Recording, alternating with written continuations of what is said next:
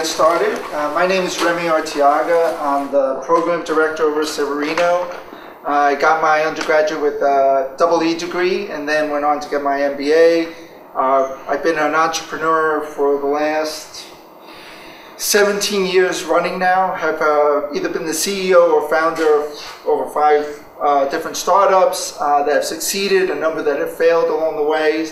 And what I wanted to talk about today was open source entrepreneurship, how those two might potentially be mixed. And more than anything else, I kind of want to convey a concept of what you should be thinking about as you develop open source with regard to your user base, with regard to somebody potentially using it. It's not just the idea of business, it's the idea of social ventures, it's the idea of not-for-profit, it's the idea of somebody actually using what it is you might develop, and are there any methods or techniques that you might potentially be able to do that with.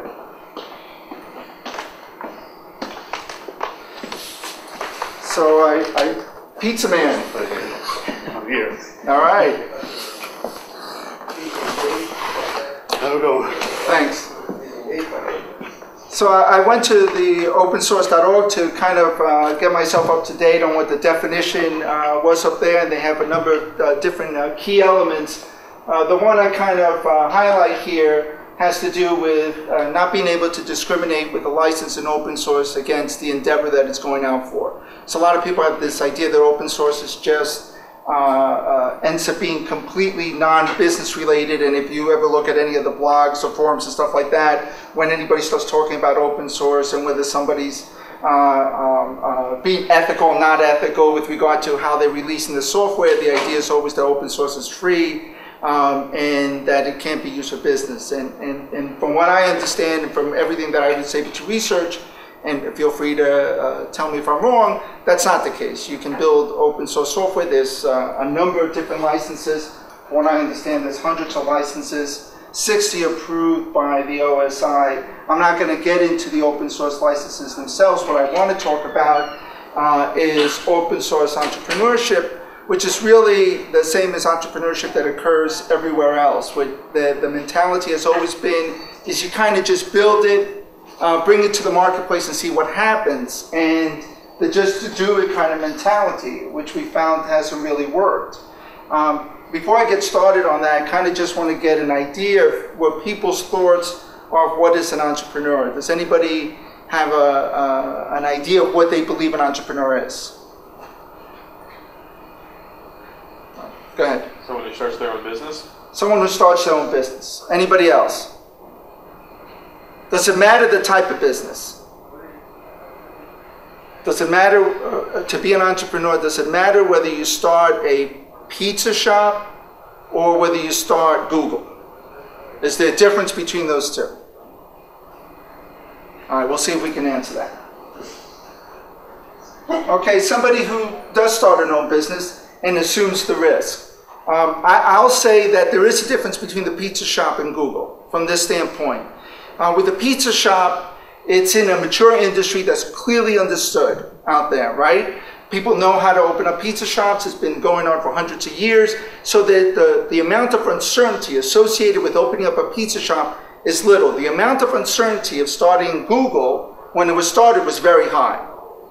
Right? The internet was just kind of getting started. Search engines were just getting started. There was a lot of technical uncertainty, but there was a lot more even market uncertainty, user uncertainty on there. So an entrepreneur is somebody who deals with more uncertainty than a small business owner would deal with. So a lot of times when you see statistics with regard to startups, they clump everything together. I like to separate those apart. How about characteristics of an entrepreneur? People can just tell me what you believe the characteristics of an entrepreneur are. Go ahead. You've got to be able to accept failure, as you said. Someone who's willing to accept failure. Innovative? Innovative. Somebody who's innovative, willing to accept failure. How about you? Confident. Somebody with confidence. Somebody who's willing to accept failure. Somebody who's innovative. Here are some of the characteristics and the times that I've spoken to people that they've come up with. High energy, creative, self-confident, futuristic, risk takers, learn from failures, not always, initiative, independent, objectivity over subjectivity, not always, competition, uncertainty, accountability. Those are a lot of the terms that you'll see thrown around with entrepreneurs that are out there. I've seen some, not all. I think probably the high energy, the creative, self-confident, the risk takers. I think entrepreneurs is not so much about dealing with risk as it is dealing with uncertainty. So when somebody graduates from school, a lot of people think, well, somebody goes and starts up their own business, they're more of a risk taker than somebody goes and works for Google. And I've yet to see a study that shows that the person who worked for Google, well, maybe Google, but any other corporate environment, that the person who goes to a corporate world is actually taking less risk than the person who works for a startup. That in the end, the number of years that that person has working, the likelihood of being laid off, all those things are not necessarily different. What's really different is you go to work for a corporate world, your responsibilities are set out and defined pretty clearly. You know what you're going to do day in and day out, week in and week out for the most part. But when you work with a startup in a startup environment, there's a lot of uncertainty. I generally don't know, when I'm in that mode, I generally don't know what I'm going to be doing a week from now, a month from now, 3 months from now. And that's okay with me. That's something that's perfectly fine in my world. That level of uncertainty, week to week, month to month, year to year, it's okay. And that's what I generally find that entrepreneurs deal with. How about innovation? What is innovation? What makes Google innovative? How about Apple innovative? How about you? What would you guess? No, the one you yes. Ideas. Ideas. Okay, so innovative means ideas. What else? What about the idea? Go ahead. Something we haven't done before. Something that hasn't been done before. So a new idea. So an idea, new idea, something that hasn't been done before. Okay. So idea or an invention. But the other part of the innovation, which a lot of people leave out, is the application of it. The commercialization, if it's business, or the application if it's a not-for-profit or social venture.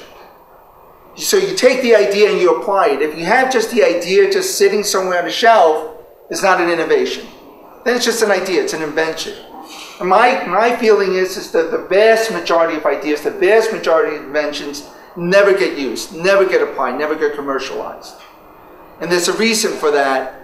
It's difficult for somebody to take a technology in a university, from RPI for example, and make it into a product. It's difficult to take maybe some open source software that somebody's created and figure out how to make it useful for people out there. But if you change the thinking and put it more to the front, there might be ways around it.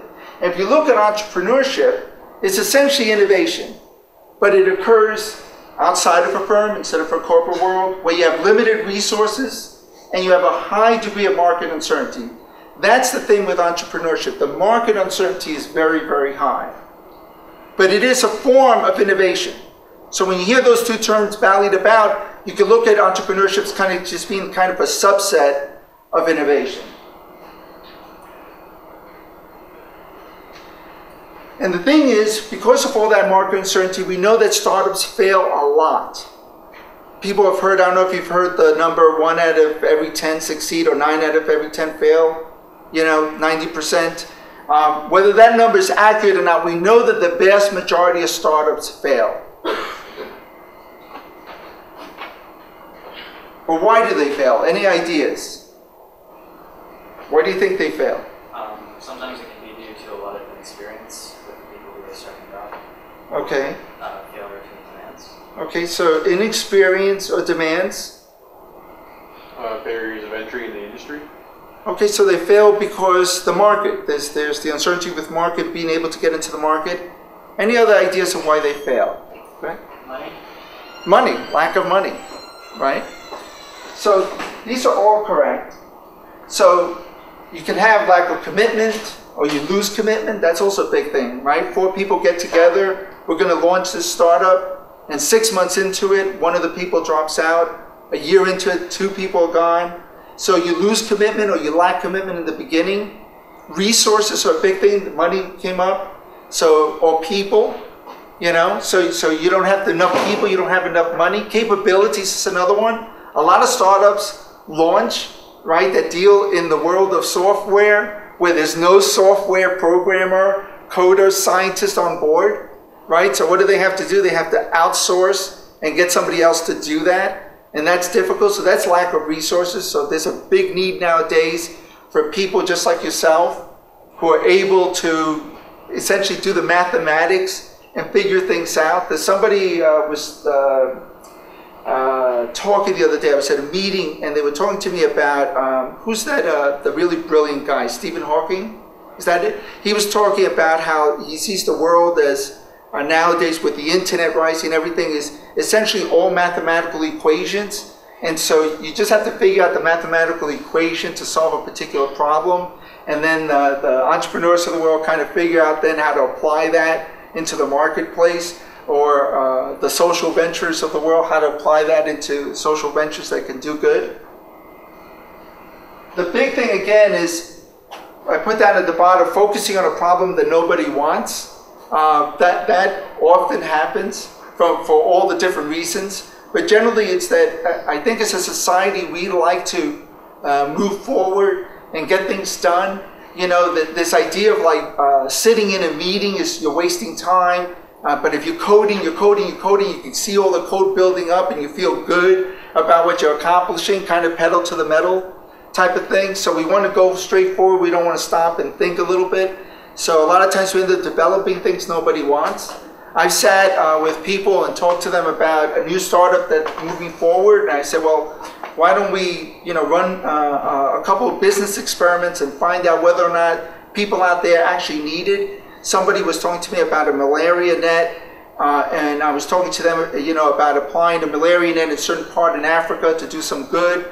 But before you go off and build the whole company to start, you know, creating these nets, and then finding out that that's really not the cause of malaria in that part of the region, that's not going to do any good for a lot of different reasons, is the way a lot of people do it, because they just want to move 60 miles, 100 miles an hour and get to the end, and then find out from the marketplace. For some reason, people are comfortable with saying, well, I don't know if they're consciously aware of this, but they're comfortable with saying, I'm willing to spend 12 months, 18 months of my life working on this particular problem, could be code, right? And then find out afterwards whether anybody really cares.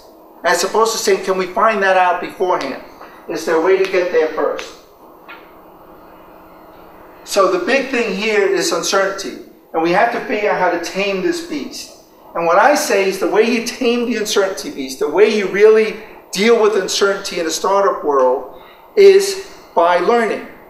One of the big things you hear if you're around entrepreneurs long enough that have failed, like myself, is that at the end of the failure, you always turn around and say, you know what, yeah, we didn't hit the milestones, we kind of failed, but we learned so much.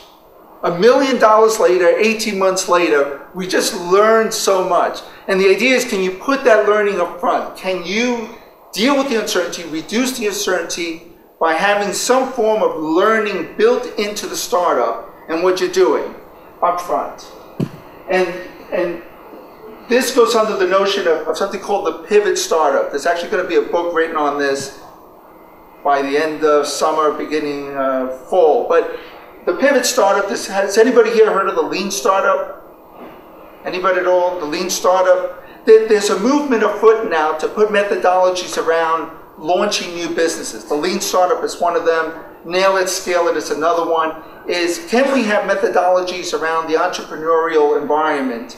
And the answer is coming back that it's yes, and it's generally dealing around uncertainty. The pivot is another one. It's about doing some sort of learning up front and reducing the uncertainty with a pivot startup. Compressing the learning loop is the goal. And this is kind of be the framework. So I'm going to leave you with a little framework that I think it's will be easily understood by you guys. But it's more complex in actually trying to do it. But I think it's something that could be digested here today. It starts with these building blocks, and I'll get into each of them. It's the big XYZ statement. The big XYZ statement is essentially what you say when you're going to create something. I'm going to develop this code to do something. Who here is working on a project right now? Okay, everybody's working on a project. We'll start with you. What is your project? Me? Yeah, just give me like a 1 or 2 sentence thing on your project. Trying to develop a scripting language so that it's easier to learn programming. So scripting language that makes it easier to learn programming. Okay, so the big XYZ statement in this case would be to develop scripting language that makes it easier to learn programming, right? And do you know who would be using that kind of stuff? Where do you see that being used? Anyone who wanted to get into computer science. So people, novices who are looking to get into computer sciences. It wouldn't be people with PhDs in computer science. Right. They're people who don't have exposure, maybe are frightened by it, right? And in your wildest dreams, when you put this project out there, what kind of acceptance would you like to see? Downloads? Is it something you can download? Or it's something on the web, actually. So something on the web. Go to the website and you can use it there. So people can go use it. I'd be happy if I had one user. So you'd be happy with one user day one? Any day. Any day. So on a regular basis, one user per day? If I made it Or just one user? So that would be good. So one user. So in that case, the adoption rate for you that would be satisfactory would be one user, right? If it's 2, double. 3, triple, right? 4, okay, that's good, that's fine. So the big XYZ statement is essentially what we were just talking about there. It's based on assumptions. This project has certain assumptions. It assumes that, first of all, there are people out there that are even interested in programming. It assumes that people are interested in making programming easier through some sort of website scripting program. It's a bunch of assumptions. There's a lot of technical assumptions too, I'm sure, in developing the code and stuff, and that's what you're working on to kind of sift out the technical. As scientists, as programmers, as computer people, we are very good at the technical stuff. What we're very bad at is the user stuff. It's just something we like to work in our little box. We like to do our code. Nobody bother us, and we're happy. You know, but going out to the world and trying to figure out what people want, it's a little bit more unnerving. So it's based on assumptions. If any of your assumptions are wrong, it's going to reduce the adoption rate. Maybe from, if you could get 10, maybe it's 5, maybe it's 4, maybe it's 0. Maybe there's 50 programs like that out there already. You'll be the 51st.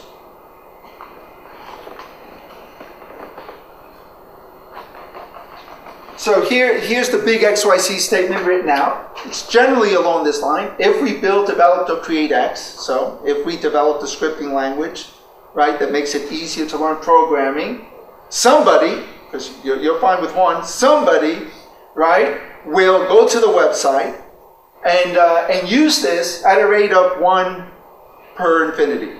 It doesn't matter, right? 1 is good, but maybe 2 or maybe 2 a year or 3 a year, some sort of an adoption rate. So the big XYZ statement generally talks about what the product or the service is. It talks about who the users are, who you're thinking of. It deals with the adoption rate, how many people you really would like to use this, whether it's 1 or it's 1,000 or it's 1,000,000. So it's a nice, concise statement that most people talk about whenever they're talking about something that they're working on. And it's based on assumptions. And we just talked about some of the assumptions here. And assumptions generally are things that you think to be true, but you really don't have compelling evidence to make it true. You know, you can't say to me, I absolutely, here it is. Because if it is, then it's no longer an assumption. Then it's knowledge. So you have a lot of assumptions. Most people think they know things, but they really don't. If you keep asking, how do you know, right, you get to that point where you don't know. And I'm sure with your parents, they ask questions, how do you know, how do you know? And then they kind of just, because I know, just shut up, right? So it's the same thing here. And the ideas are, if your assumptions are wrong, and if you don't think about these assumptions up front, you end up with what I call risky outcomes. Essentially, you end up with things that could potentially stall whatever project you have, or stall the adoption of whatever project you're working on. So, you know, for those who like cartoons, so you have the big XYZ house sitting on a foundation of assumptions. I always like visuals for myself, right? So that's kind of how it is. This big XYZ, what you're working on, your project is sitting on a base of assumptions. And most people don't even think about those assumptions. And the assumptions are wrong, then the house kind of falls down. So how do you deal with it? What can you do? Well, what I propose is that you can build a business experiment. We're very good at building technical experiments, building prototypes, right? So to figure out whether or not this script, this code, debug it. We're very good at doing that part of it. What we're not very good at doing is figuring out the same stuff, putting the same effort in with your user base. I call it a business experiment, it could be a user experiment. And in a user experiment, essentially what you're doing is testing your assumptions. You're saying, what am I assuming to be true for that one person to use this? For that 10 people to use it? For the millionth person to use it? What are those assumptions? I list them down, and then essentially what I do is I create an experiment around the assumptions.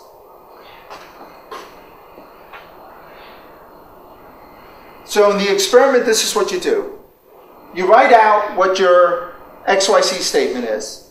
You put down a hypothesis. It's generally the assumption that you're talking about. So the assumption is that there are novices out there who are struggling to program and would appreciate a web solution to that. That's an assumption. That's kind of a base assumption there.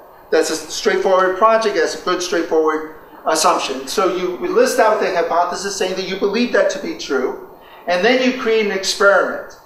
Now, with a business experiment or a user experiment, the key thing is you want to say what's going to happen in the end. What are you going to do when this thing actually goes to the marketplace, when it goes to the user base, when it gets out there in the real world? What is going to take place? And you want to simulate that taking place up front. Generally, somebody using something. So in the beginning, when you're just developing this project and you're saying, I have an idea for developing a website that makes it easier for people to learn programming. I believe there's a need out there for this. How do I go about finding out that before developing and scripting it all? Well, what you can do is you can essentially create a little PowerPoint presentation, or you can create a little animation. You can create something that simulates what the end product is going to be before writing any code. So you can do that, and that's your product. Then you can introduce it into the marketplace, to the user base, and find out how many people are interested in signing up to beta test this. Then all of a sudden, now you've gone out to the marketplace, doing what you would do when you created the website, but you don't create the website yet. You could actually create a website, just have text on it, have the whole thing set up to help somebody, right? And see how many people actually try to do something, right? And when you see how many people try to do something, that gives you an idea of the demand for it. There was somebody that was telling a story, and I've seen this happen, right? So he worked, he had done a startup a long time ago. And the startup went well. He was a programmer. He was a computer scientist, programmer. That's where he came from. And his startup that he had been in had done extremely well. So he was hired by another founding team to join this team and work on the startup. And he thought he was great. You know, I'm super, I'm awesome. I've done well my first time. I know everything. But I'm going to develop this piece of software that's going to do X, Y, Z. But I'm going to do it in the stealth mode. Have you ever heard anybody talk about that? I want to do stealth. I want to kind of keep it quiet for now until I'm ready to show people. So I want to do it stealth. I want to keep it quiet. And so they did. This 4-member team, they kept it quiet. They spent about 12 to 18 months, $1 million programming this. And then they launched. And when they launched, there was a website for people to sign up to do whatever. When they launched, nobody signed up. No one. 0 people signed up. So jokingly, he turned around and told his friends, you know, I could have just been sitting, you know, in the Bahamas somewhere, drinking an umbrella drink, you know, and having a good time for the last 12 months, and had written a web page that said the same thing to get the same answer. I could have gotten the same answer by putting up a web page 12 months earlier, spending $0 and 0 time to get the same answer. He said that jokingly, and then he began to think to himself, well, wait a second, maybe I could have done that. What would have been the difference between me creating this, nobody signing up for it, and me saying I created this and nobody signing up for it? Would have gotten the same answer either way. That's an extreme case. But the idea is the same. You can create a prototype of the overall project. Not just the code. I'm not talking prototyping code, of the project. In this case, a website that offers people the ability to do things to make programming easier. and find out how many people actually sign up. What would you do when you launch the website? Just put it up, tell your friends, have them go over, find out how many people actually go through the process. The other thing is, have anybody ever heard of viral loops? Yes? How many, just raise your hands, of viral loops? Okay, right, yeah, social media, everything is viral, right? You tell one person, they tell 3 people, they tell 3 people, and then it exponentially goes up. Well, the idea behind the viral loops is to be able to get people to tell others about what you're doing. You can run tests up front by doing this website thing, right? And see how many people tell other people about this particular concept. Has anybody heard of time? Okay. I think that's the key. Let me just go to this one experiment here, right? So here's an example. If we create OS software that automatically aligns imagery, I worked with a former partner of mine was Dr. Stewart, which teaches in the computer science area, and we created software that aligns imagery. So if we create open source software that automatically aligns imagery, imaging engineers will download software from the website at a rate of 50 downloads per day for the first 12 months. And if you go through that, there are certain assumptions that are being made here. Imaging engineers are not satisfied with the current open source solutions. There are things that align imagery. Only imaging engineers are interested. Maybe I should expand it beyond my thought of imaging engineers. And imaging engineers are interested in open source solutions. Not all engineers are interested in open source because their company won't allow them to use open source.